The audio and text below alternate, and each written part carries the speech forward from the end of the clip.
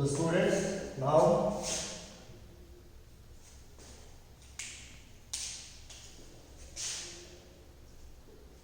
Differentiation in physics. ठीक है, differentiation को अंडरस्टैंड करने से पहले मैं आपको थोड़ा बता देता हूँ स्लोप के बारे में।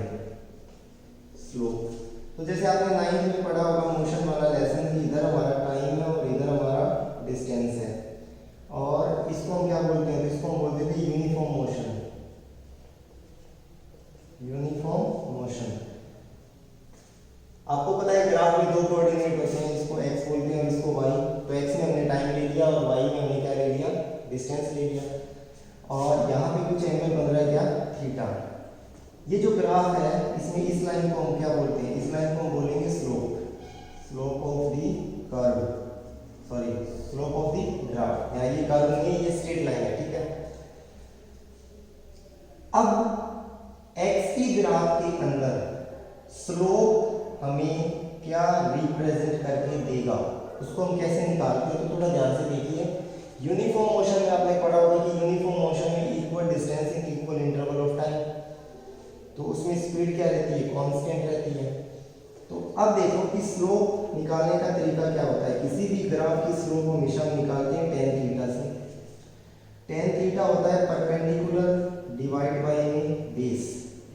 अब परपेंडिकुलर यहाँ कौन सा लेना है, तो आप इसको सिंपल ले लो। जैसे यहाँ टाइम हुआ 2 सेकेंड, फिर टाइम 4 सेकेंड, फिर टाइम 6 सेकेंड, फिर टाइम 8 सेकेंड, फिर टाइम 10 सेकेंड और फिर टाइम 12 सेकेंड।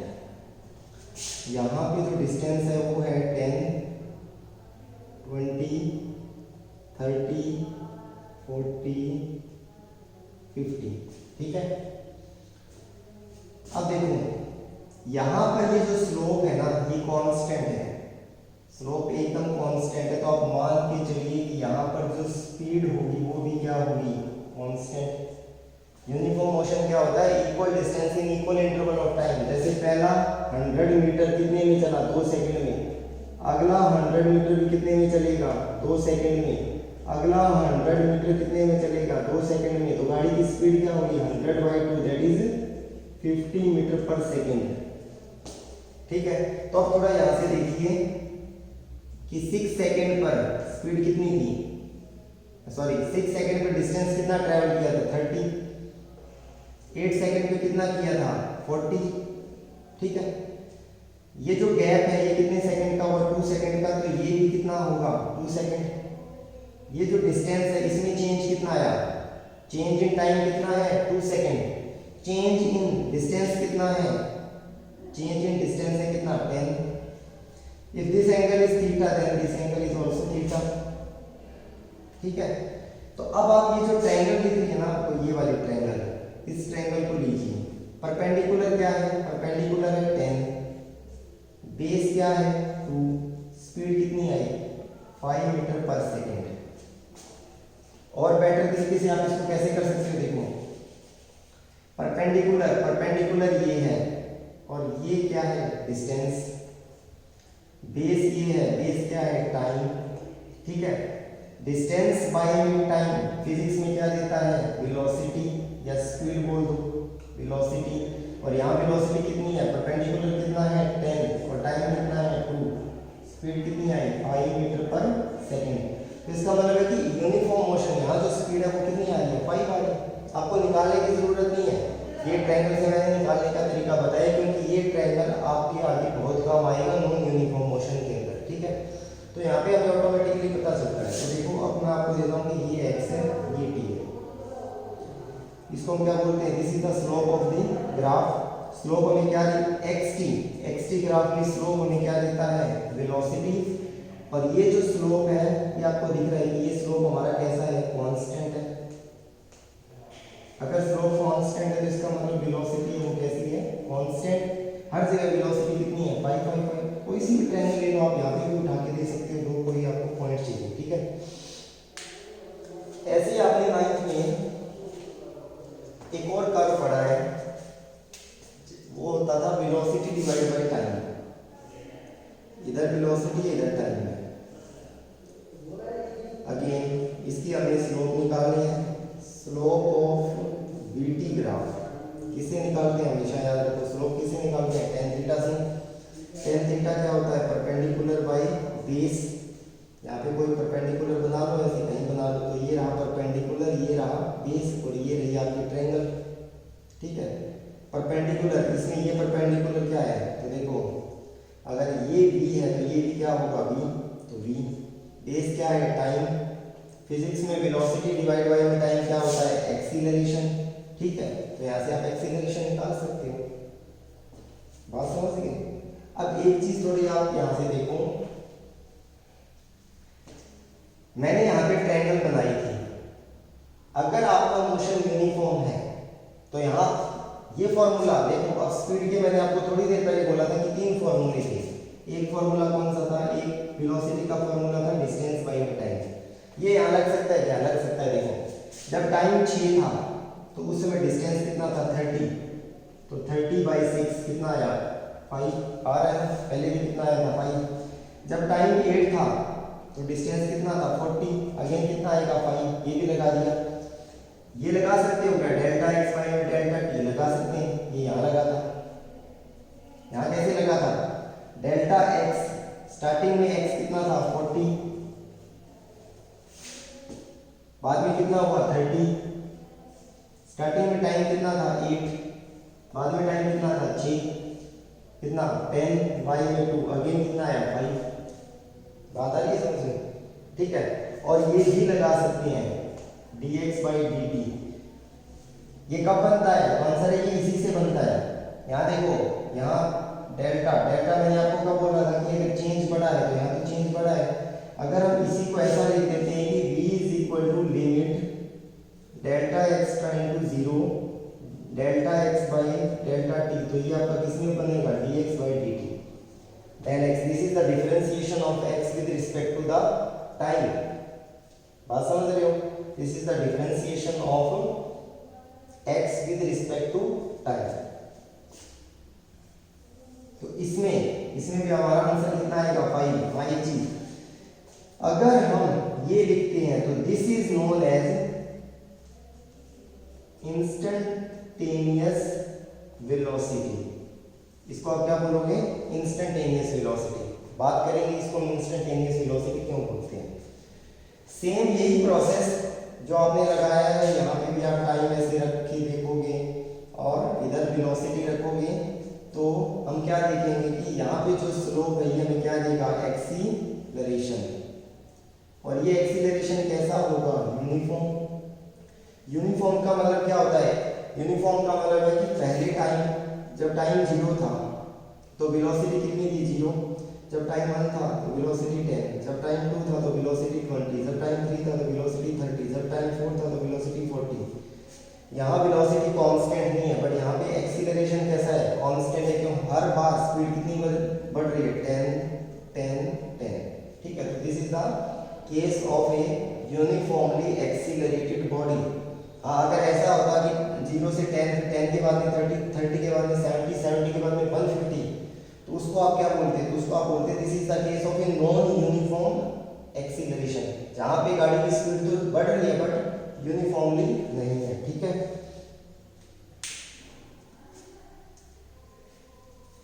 अब देखिए अगर हमारा मोशन नॉन यूनिफॉर्म है तो उसमें हम कैसे निकालेंगे, और ये बड़ा इंपॉर्टेंट है। सेम यही केस देखो, if motion is non uniform तो एक्स की ग्राफ बनेगा ऐसे, देखो इधर टाइम और इधर हमारा एक्स, ये नॉन यूनिफॉर्म है।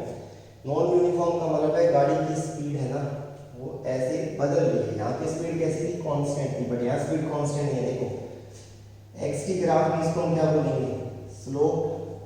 यहाँ पर स्लोप कम है और जैसे जैसे आप ऊपर जा रहे हो स्लोप बढ़ रहा है।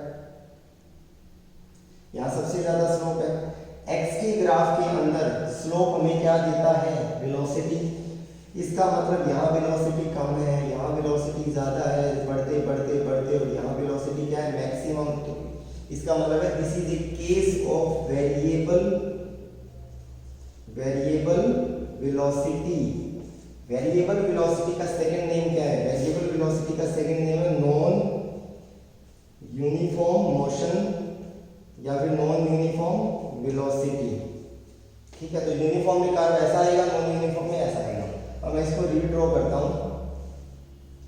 तो अब एक चीज यहाँ से आप देखो कि यहाँ आपको पता है कि वेलोसिटी हर जगह पे कांस्टेंट नहीं है, वेलोसिटी चेंज हो रही है।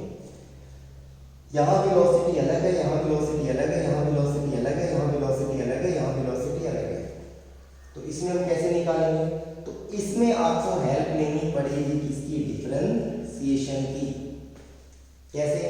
तो देखो अब यहाँ पे हम थीटा नहीं बना सकते, ट्रायंगल नहीं बनेगा। तो हमने क्या किया, देखो किसी भी पर्सन ने आपको बोला कि ये जो पॉइंट दिख रहा है ना, इस पॉइंट पे वेलोसिटी बताओ, find velocity at this point. और आपको पता है हर पॉइंट, यहाँ पे करोड़ों पॉइंट है, तो हर पॉइंट पे वेलोसिटी क्या है? डिफरेंट, क्योंकि स्लोप क्या है? डिफरेंट। तो इसको निकालने का तरीका क्या? आपने क्या किया, एक पॉइंट यहाँ ले लिया, यहाँ पे लिया, और एक पॉइंट लिया यहाँ पे। इस पॉइंट पर टाइम कितना है? t1। तो इस पॉइंट पर डिस्टेंस कितना है? x1। इस पॉइंट पर टाइम कितना है? t2। तो इस पॉइंट पर डिस्टेंस कितना है? x2। ठीक है, अगर इसको आप क्या बोल सकते हो? इसको आप बोल सकते हो t2 minus t1, t2 minus t1, delta t। अगर ये डेल्टा t है तो ये भी क्या होगा? Delta t। ये यहाँ से यहाँ तक x1 है और यहाँ से यहाँ x2 है, तो इसको आप क्या बोलोगे? इसको आप बोलोगे x2 माइनस में x1, that is delta x। ठीक है, अगर ये डेल्टा x है तो इसको भी क्या बोलोगे? Delta x।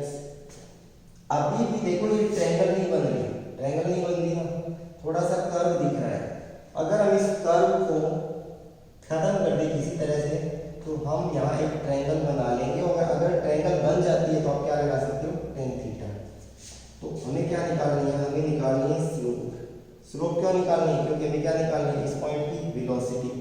स्लोप कैसे निकालते हैं? tan थीटा से। tan थीटा क्या होता है? Perpendicular by base. बट ये ट्रायंगल थोड़ी है, ये जो आपको दिख रही है ये ट्रायंगल नहीं है। क्यों? क्योंकि हल्का सा यहाँ पे क्या आ रहा है? कर्व आ रहा है। ठीक है, और मुझे इस पॉइंट की क्या निकालनी है? वेलोसिटी। तो हम परपेंडिकुलर बाय बेस यहाँ पे नहीं लगा सकते। तो हमने अब क्या किया, ये जो दो पॉइंट हमने दूर दूर लिए थे, ये दो पॉइंट हम थोड़े पास कर देते हैं। यहाँ पर आ गए और यहाँ पर आ गए, पास समझ रहे हो?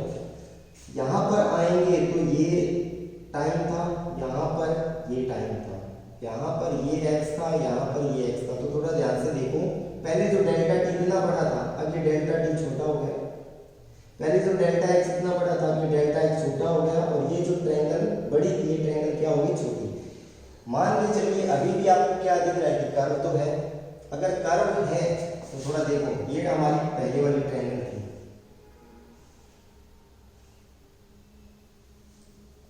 इसको सही कर लेते हैं।